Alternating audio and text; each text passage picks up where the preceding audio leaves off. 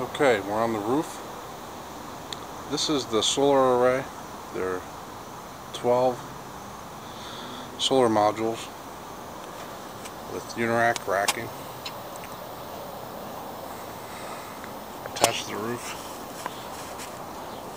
And you can see the cables go down that conduit through the solar deck combiner box.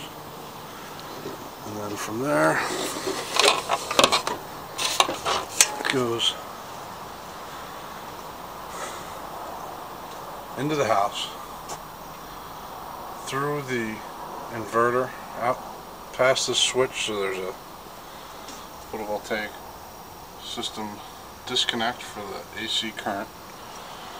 That's a nice big switch they lock up, and then you go through the house.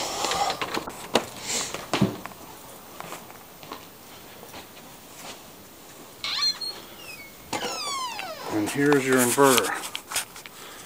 It's Power 1 Aurora. Perfect size for the 12 Solar World panels. And you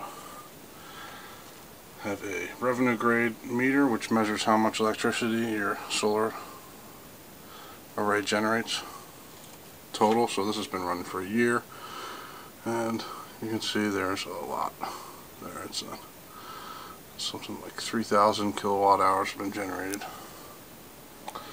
And we run that into the circuit breaker panel, and here's the circuit breaker for the inverter.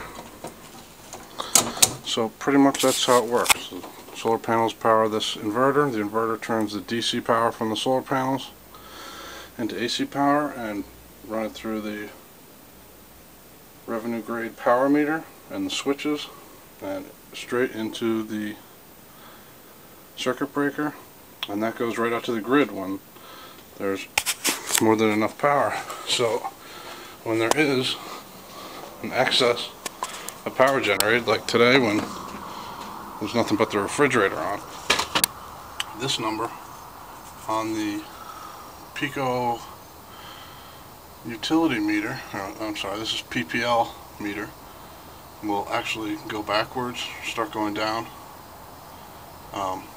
He had this installed. They changed the meter as soon as we installed the system and turned it on. So it was on 0 for a while. I guess over the winter time, have to run more appliances and I guess air conditioners in the summer. So that's how it goes.